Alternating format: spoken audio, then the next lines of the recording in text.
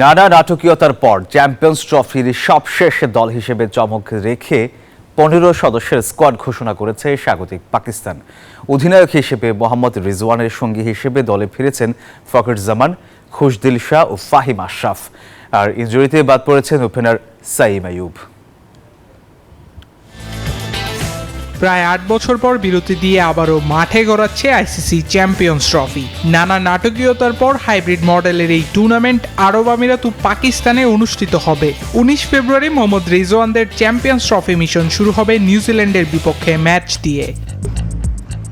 শুক্রবার আসরের শেষ দল হিসেবে 15 সদস্যের স্কোয়াড ঘোষণা করেছে স্বাগতিক পাকিস্তান। চমক দেখিয়ে দলে ফেরানো হয়েছে ফখর জামানকে। এছাড়া অধিনায়ক হিসেবে আছেন মোহাম্মদ রিজওয়ান, সহ অধিনায়ক করা হয়েছে সালমান আলী আগাকে।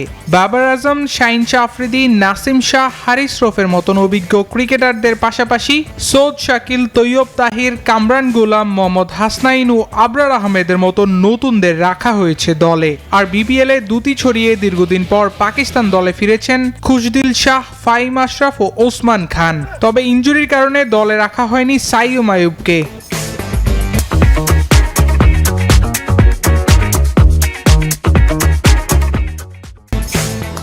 সদ্য ঘোষিত এই স্কোয়াড নিয়ে চ্যাম্পিয়ন্স ট্রফির আগে ত্রিদেশীয় সিরিজে ঘরের মাঠে নিউজিল্যান্ড ও দক্ষিণ আফ্রিকার সঙ্গে খেলবে পাকিস্তান। আল দাইয়ান, নিউজ 24।